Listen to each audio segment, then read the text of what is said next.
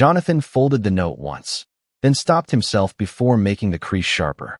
For years, he had handled contracts worth hundreds of millions of dollars without a second thought, yet the old sheet in his hands suddenly felt too fragile to touch. "Come with me," he said. The security officer stepped aside at once. Nia followed Jonathan across the lobby while his executives remained near the elevators, exchanging uncertain looks. "Move the board meeting 30 minutes, Jonathan told his chief of staff. "Sir, they flew in from New York and Dallas." 45 minutes. He did not look back. The small conference room on the 9th floor was designed for private negotiations. Walnut walls, frosted glass, 12 leather chairs surrounding a table long enough to make most visitors feel small. Nia chose the chair closest to the door. Jonathan noticed. He sat across from her rather than at the head of the table. "Would you like some water?" he asked. "Yes, sir." His assistant brought a glass and left. Nia took one careful sip, placed it exactly on the coaster, then set a small dented tin box beside it. Jonathan looked at the box. "What is that?" Nia opened the lid. The sound of coins shifting inside seemed strangely loud in the quiet room. There were $1 bills folded into small squares, several $5 bills, quarters wrapped in paper, and a notebook no larger than her hand. "My first payment," she said. Jonathan stared at her. "Payment?" Nia nodded. She removed the notebook and opened it. Every page contained dates and amounts written in careful pencil. $2 for walking Mrs. Carter's dog. $5 for helping Mr. Lewis organize his garage. $7 from selling handmade bookmarks at a neighborhood church fair. Jonathan looked back at the debt note. $48,000. Then he counted the money in the box without touching it. "How much is here?" $312. "You counted it." "4 times." Jonathan leaned back. "Nia, do you know how much $48,000 is?" She looked at the old note between them. "More than I have." Jonathan waited. Nia closed her notebook. "But less than a promise." The rain whispered against the windows. Jonathan lowered his eyes. Something tightened behind his ribs, an old discomfort he had trained himself to ignore whenever the past became inconvenient. "Your father owed this money to Whitmore Logistics," he said slowly. The sentence tasted wrong before he finished it. Nia did not notice. She reached for her pencil. "Then I need to know where to send the rest." Jonathan looked at her. "The rest? I cannot pay all of it now." Her voice remained calm. "I am 9.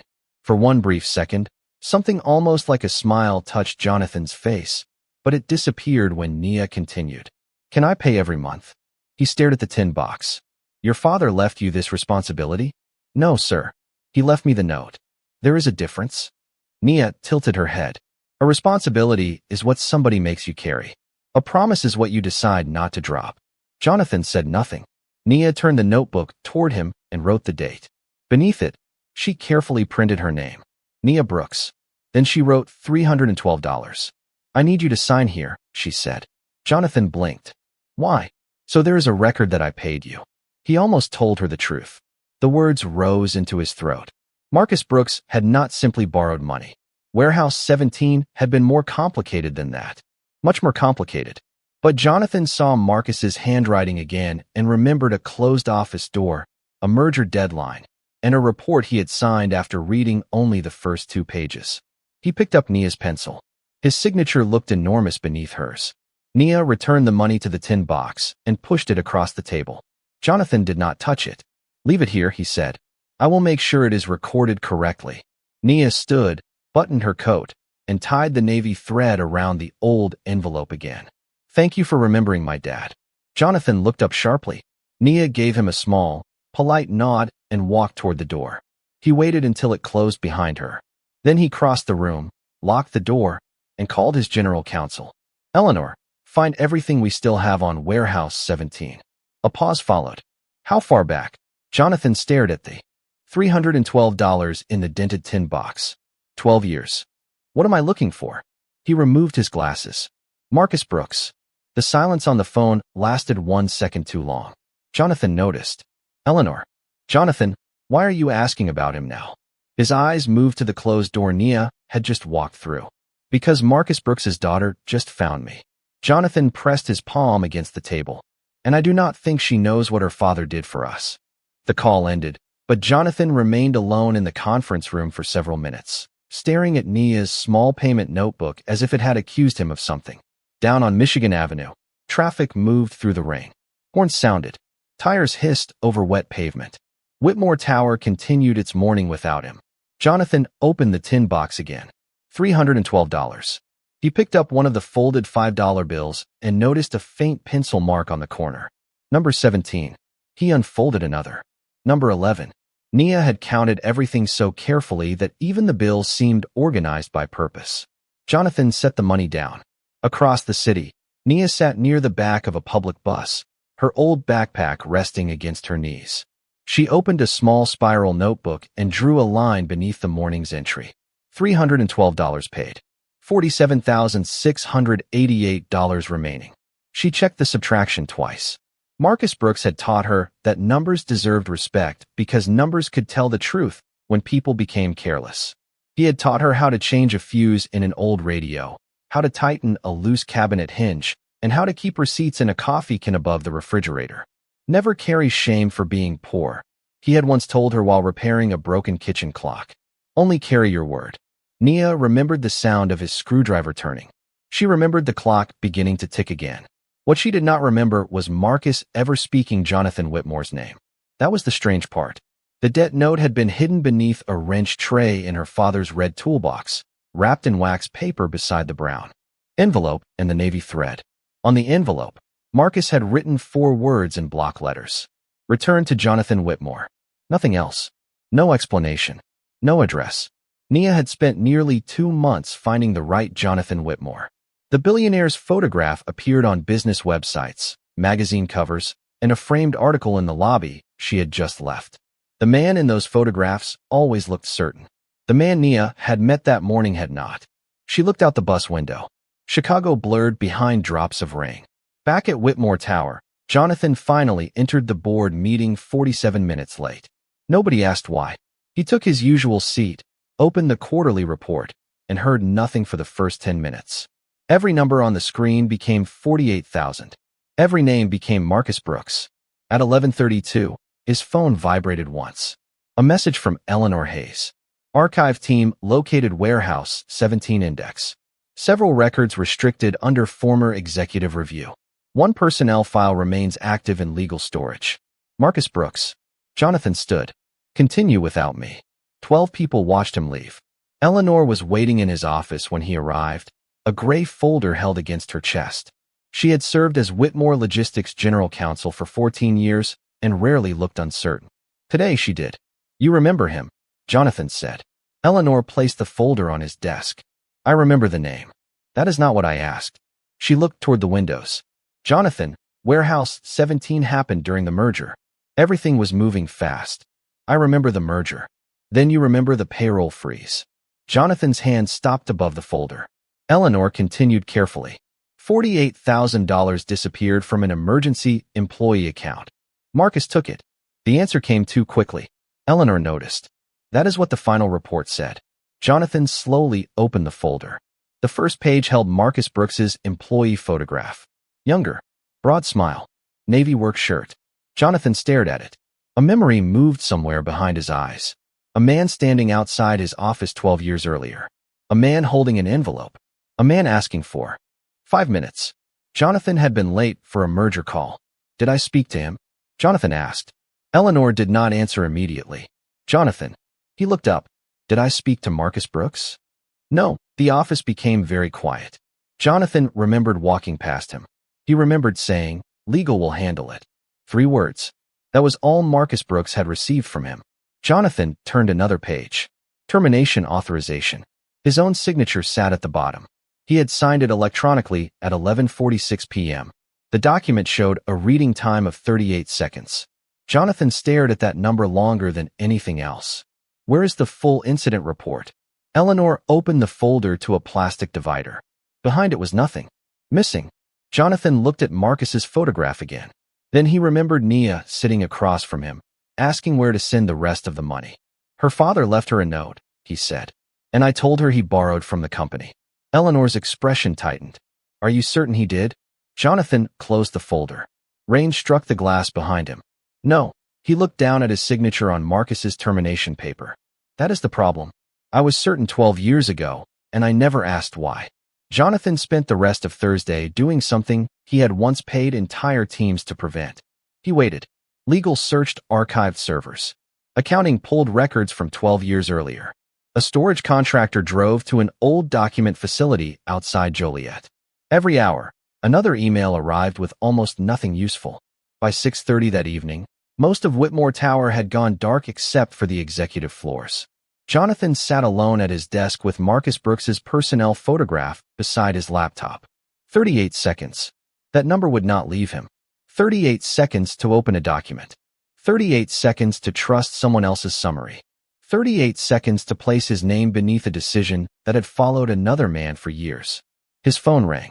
Eleanor. We found the payroll ledger. Jonathan stood before she finished. Where? I'm sending it now. A file appeared on his screen. Jonathan opened it.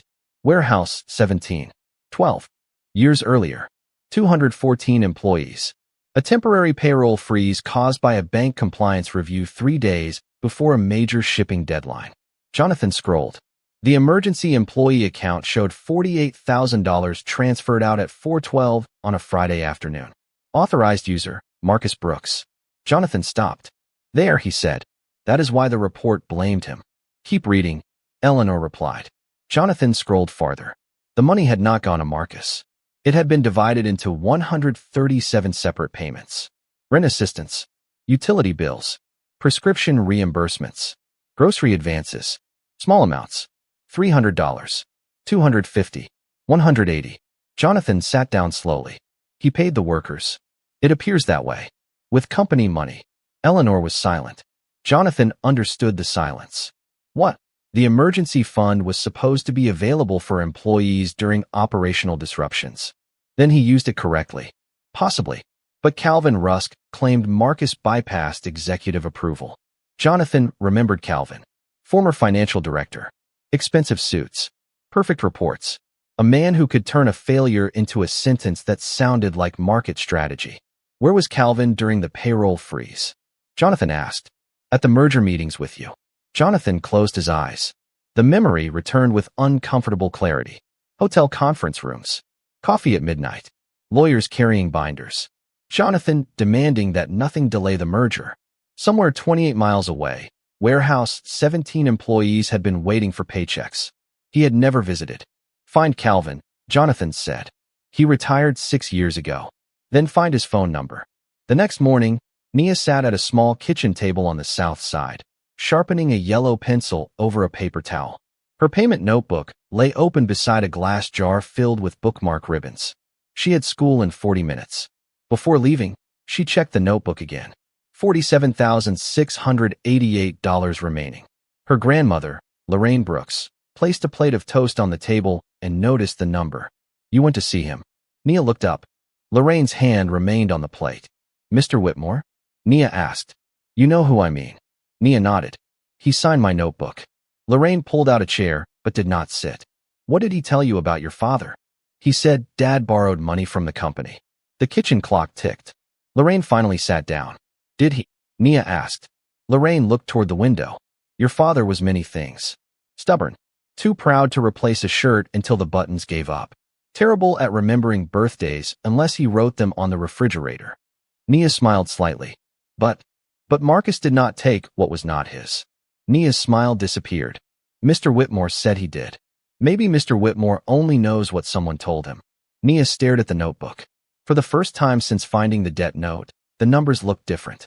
At Whitmore Tower, Jonathan stood beside Eleanor as an archived security log appeared on the conference room screen. It showed Marcus entering the executive floor 3 days after his termination. Visitor purpose, personal delivery. Recipient, Jonathan Whitmore. Jonathan's stomach tightened. I remember him waiting outside my office. Eleanor nodded. The front desk log says he carried an envelope. Jonathan looked at her. What happened to it? Eleanor placed a printed inventory sheet on the table. One line had been highlighted. Unopened certified correspondence. Transferred to legal archive during executive office renovation. Jonathan read the storage code. Then he read it again. The envelope had entered his building 12 years ago. Marcus had come to him. Marcus had waited. And Jonathan, too busy to give him 5 minutes, had walked past the truth before it ever had a chance to speak. The storage facility opened at 8 the next morning. Jonathan arrived at 8:12. He had not sent a driver. He had not brought an assistant. For the first time in years, he drove himself through 40 miles of wet Illinois highway with Marcus Brooks's photograph resting on the passenger seat. The archive building stood behind a chain-link fence near an industrial park, a low gray structure surrounded by delivery trucks and bare winter trees. Inside, fluorescent lights hummed above rows of metal shelves. A clerk named Dennis checked Jonathan's identification twice before leading him through a locked door. Executive legal records are in Section C, Dennis said. Some of these boxes have not moved since we received them. Jonathan followed him past shelves labeled by year. 12 years. He tried to imagine 12 years as a physical distance. Nia had not even been born when Marcus waited outside his office.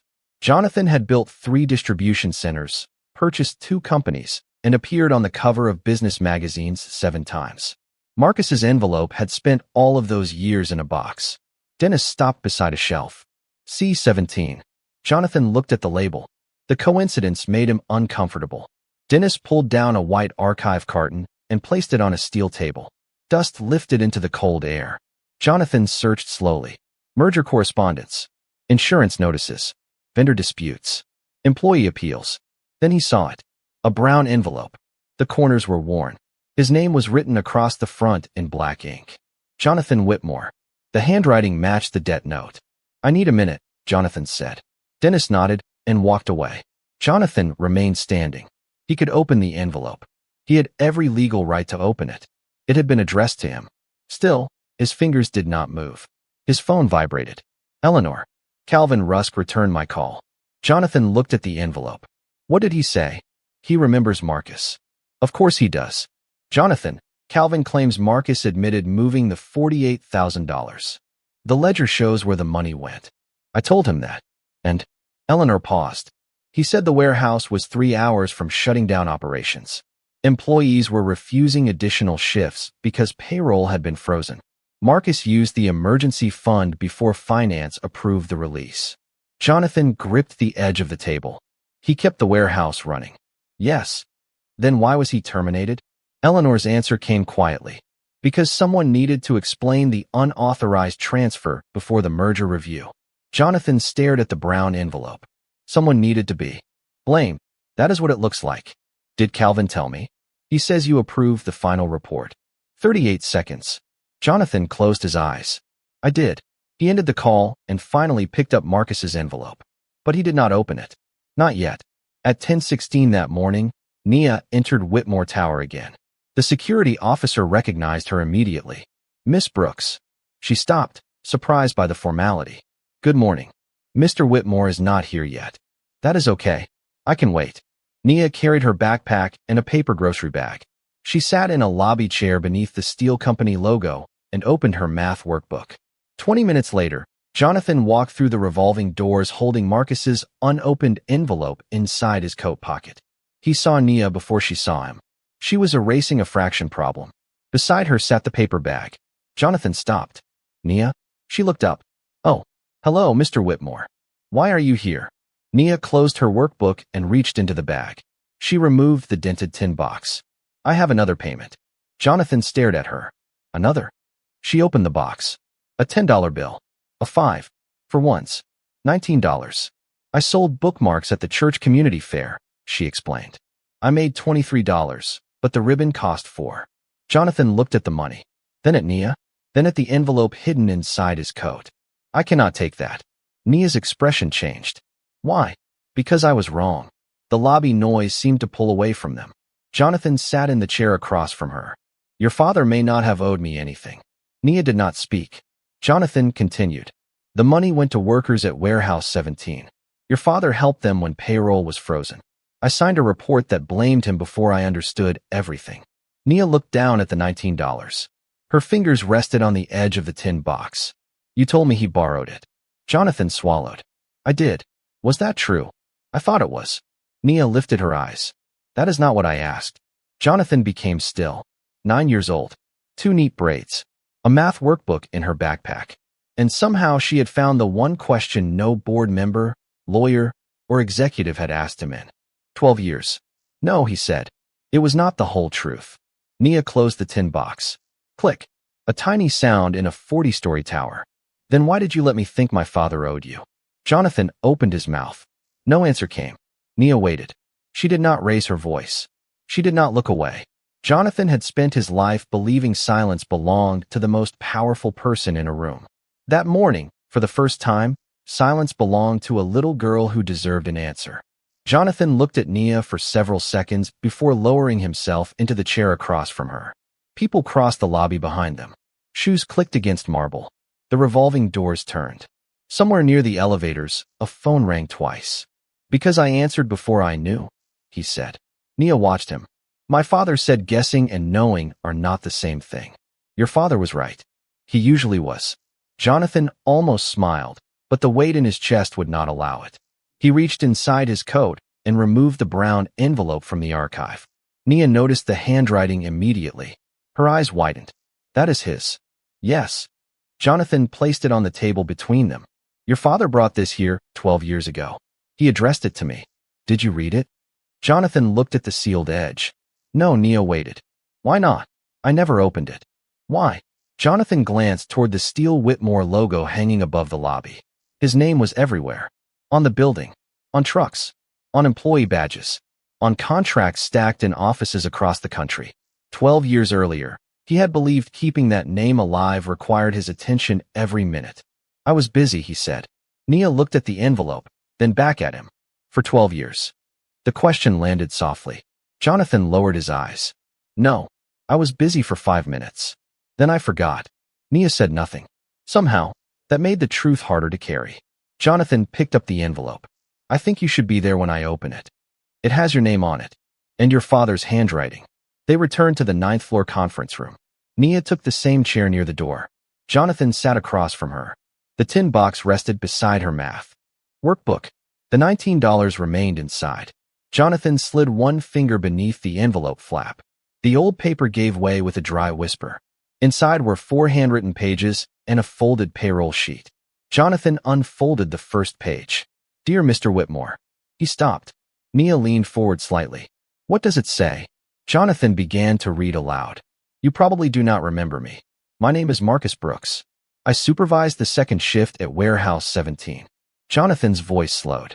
3 days before the merger deadline, payroll was frozen. Some of my people had rent due.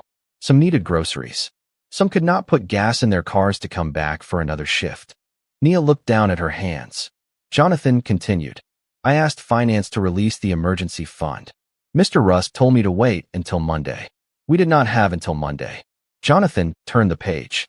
So I moved $48,000 from the employee emergency account and distributed it according to the assistant's requests already on file. I kept every name, every amount, and every receipt. Jonathan glanced at the folded payroll sheet. 137 names.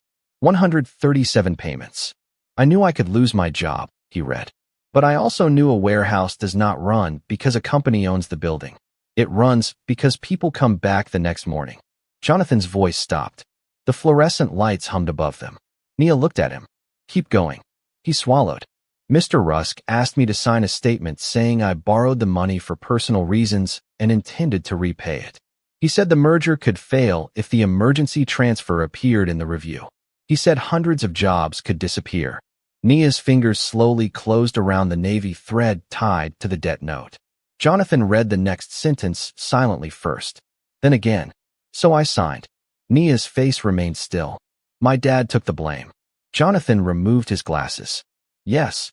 To keep people working? Yes. Nia looked toward the rain beyond the glass. That sounds like him. There was no pride in her voice meant for an audience. Only recognition. Jonathan turned to the final page. His eyes moved across 3 lines, and something inside him seemed to lose its balance. What? Nia asked. Jonathan did not answer. Mr. Whitmore? He looked at her. Your father knew you might find the debt note someday. Nia sat straighter. Jonathan returned his eyes to the letter and read. If my daughter ever brings you that note, it means I ran out of time to explain this to her myself. Nia stopped moving. Jonathan's voice became quieter. Please do not give her money because you feel guilty. Just tell her one thing for me. Jonathan pressed his lips together. For a moment, no sound came. Nia waited. What thing? She whispered. Jonathan took off his glasses completely. He had negotiated with senators, faced hostile investors, and spoken before thousands without losing a word. Now his eyes filled, and he could not finish one simple sentence. Nia waited until he finally looked at her. Your father kept his word, Jonathan said. A tear slipped down his cheek before he could turn away. Nia, your father was a good man. Nia did not reach across the table. She did not tell Jonathan to stop crying or pretend she had not seen the tear. She simply sat with him in the quiet, one hand resting on the dented tin box, while rain softened against the windows. After a moment, Jonathan wiped his face and put his glasses back on. I am sorry, he said. Nia looked at him. For crying? No, his eyes moved to Marcus's letter. For making your father wait outside my office. For signing a report I barely read. For telling you he owed me money when I had never taken the time to learn the whole truth. Nia turned the navy thread slowly around one finger. Did my dad know you did not read the report? Jonathan breathed in. I think he knew I did not listen. That answer seemed to matter more. Nia looked at the folded payroll sheet. 137 people? Yes. Did they know he helped them? They probably knew the emergency money arrived. I do not know if they knew what he risked to release it. Nia nodded slowly. Dad did not like people thanking him too much. Jonathan gave a quiet, broken laugh. Why not? He said thank you could turn into a chair if you sat in it too long. Jonathan looked at her. Marcus said that. A lot. I wish I had known him. Nia's eyes settled on Jonathan. You could have. The words were gentle. That made them impossible to escape. Jonathan lowered his gaze. Yes, he said. I could have.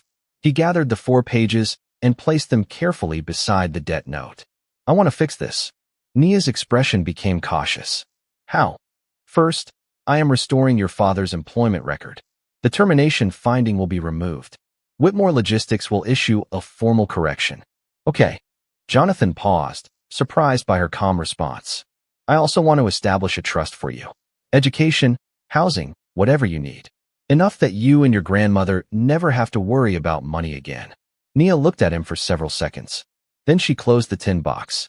No, thank you. Jonathan blinked. Nia, I do not think you understand what I am offering. I do. This could pay for college. I am in 4th grade. Jonathan leaned back. Despite himself, he almost smiled again. College comes later. Then you can ask me later. Your father specifically wrote that I should not give you money out of guilt. I understand that. This would not be guilt. Nia tilted her head. Would you have offered it before I came here? Jonathan's answer disappeared. Nia nodded once. Then some of it is guilt. The room went still. Jonathan looked toward Marcus's letter. You sound like your father. Grandma says that when I am being difficult. I do not think you are being difficult. You look like you do. This time, Jonathan laughed. A real laugh. Small and surprised, as if the sound had come from another room. Nia opened her math workbook and removed a handmade bookmark. It was blue paper with a navy ribbon tied through a hole at the top. Written across it in careful black letters were 3 words. Listen before deciding.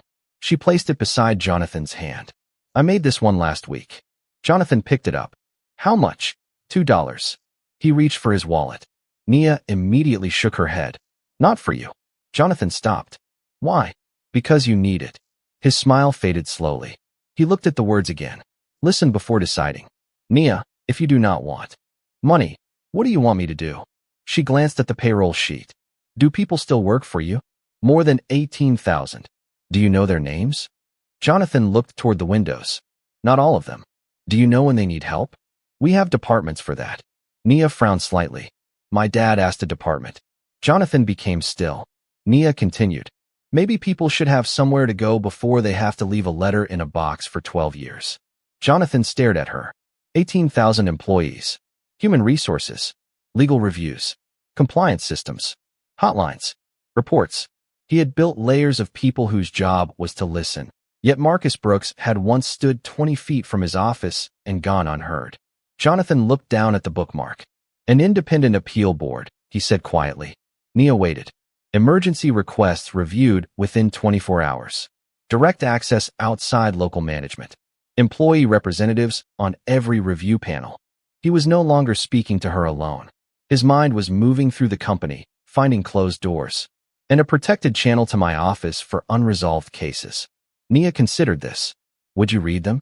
Jonathan looked at Marcus's unopened letter. Everyone. Nia picked up her tin box. Then do that. She walked toward the door, but Jonathan called her name. Nia turned. He held up the bookmark. I still owe you $2. Nia smiled. No, Mr. Whitmore.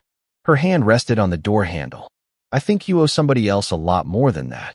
After she left, Jonathan sat alone with Marcus's letter, the payroll sheet, and 3 words on a blue bookmark. Then he reached for his phone and called Eleanor. Schedule the board for Monday morning, he said. What should I tell them this is about? Jonathan looked at Marcus Brooks's photograph.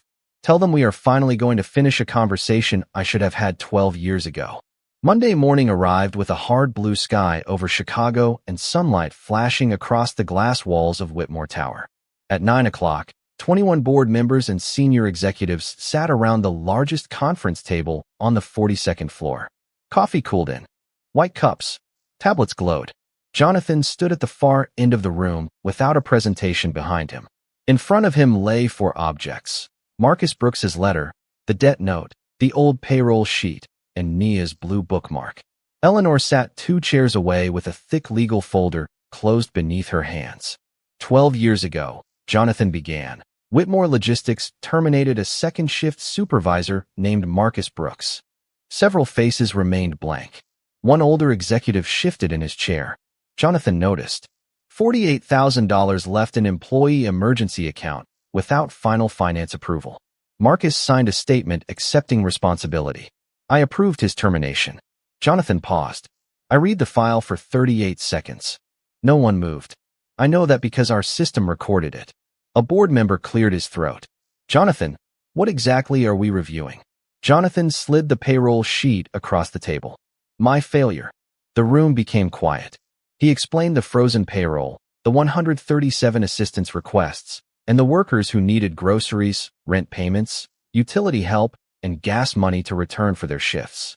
He explained how Marcus had used an emergency fund for an emergency. Then he explained how Calvin Rusk had protected the merger review by turning a complicated truth into a simple accusation. Did Rusk falsify the transfer records? Someone asked. Eleanor answered. The financial records were accurate. The interpretation presented to Mr. Whitmore was incomplete. Jonathan looked at her. Do not soften it for me. Eleanor nodded once. Jonathan faced the board again. I was told Marcus took company money. I signed the paper. I never asked where the money went. I never asked who received it. Marcus came to this building with a letter for me, and I walked past him because I had a merger call. He placed one hand on the brown envelope. The letter remained unopened for 12 years. An executive near the windows said, What changed? Jonathan looked down at the blue bookmark. A 9-year-old girl brought me $312.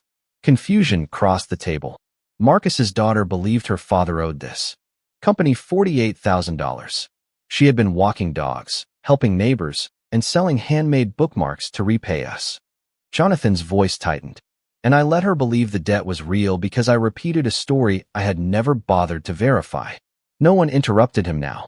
Marcus Brooks's employment record will be corrected today. The company will issue a formal public statement acknowledging his actions and the failure of our review process. A board member leaned forward. Public? Jonathan, there are reputational considerations. Jonathan looked directly at him. That sentence is how this happened the first time. Silence returned. Jonathan picked up Nia's bookmark. Listen before deciding, he read. A 4th grader sold these for $2 at a church fair. She gave me this one for free because, in her words, I needed it. A few people lowered their eyes. Jonathan continued. Effective immediately, I am proposing the Marcus Brooks Employee Promise Fund. Emergency assistance requests will receive an initial review within 24 hours. No local manager will have sole authority to bury an appeal. Employee representatives will sit on review panels. Unresolved cases will have a protected escalation path outside regional leadership. To your office? Eleanor asked. Jonathan nodded. To my office. The older executive who had shifted earlier finally spoke. You cannot personally read 18,000 employee complaints. Jonathan looked at Marcus's letter. Then I should stop pretending my schedule is more important than the people who keep my company running. The vote lasted 14 minutes. It was not unanimous. Jonathan had not expected it to be. But when Eleanor counted the final hands, the proposal passed. By noon, Marcus Brooks's termination record had been formally corrected. By 3, the company's statement was drafted. Jonathan refused 6 versions before approving the 7th because the first 6 used phrases like procedural oversight and historical misunderstanding. Write what happened, he told communications. The final statement used 3 words Jonathan insisted remain untouched. We failed him. That afternoon, Jonathan drove to the Brooks home on the south side. Lorraine answered the door. She looked at his expensive coat, then at his face.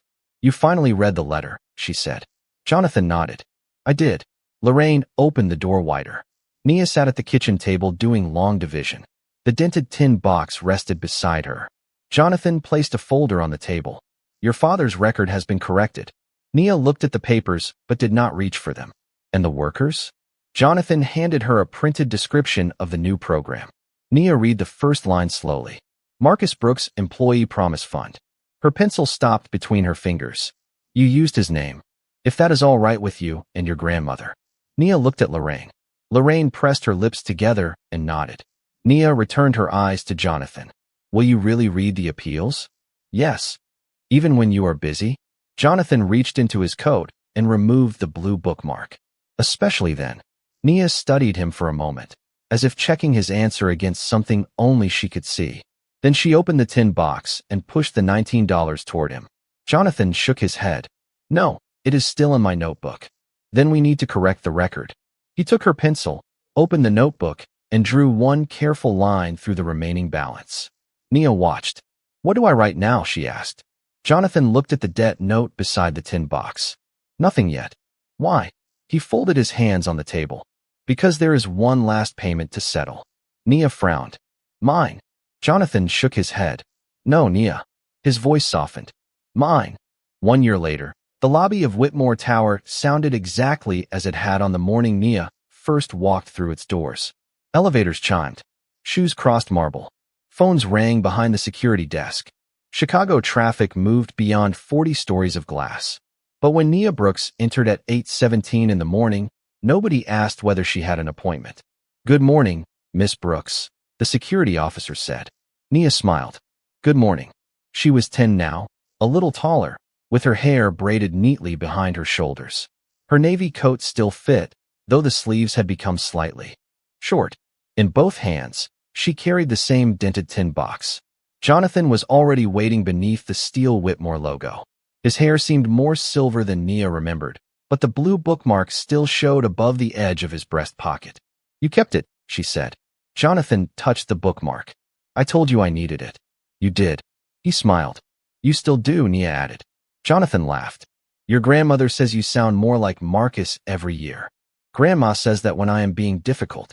I remember. They walked toward the center of the lobby, where nearly 200 employees had gathered. Nia slowed. Why are all these people here? Jonathan looked at her. For a payment. Nia frowned.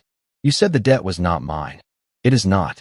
At the far wall, a dark cloth covered a bronze plaque. Eleanor stood beside it with Lorraine Brooks. Lorraine wore a dark blue dress and held one hand over her mouth when Nia approached. Grandma. Lorraine reached for Nia's hand. Just listen, baby. Jonathan stepped in front of the gathered employees. He did not use a microphone. The lobby became quiet on its own.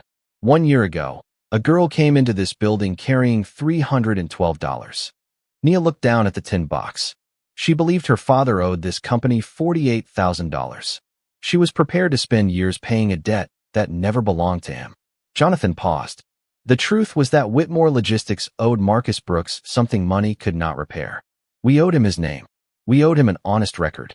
And I owed him 5 minutes I had been too busy to give. No one moved. Jonathan looked at Nia. In the past 12 months, the employee appeal system created in Marcus's name has reviewed 941 requests.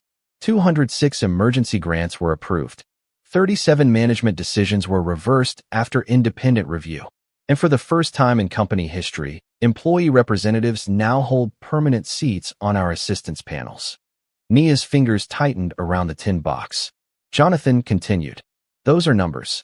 Marcus Brooks understood something I did not. Numbers matter because people live inside them.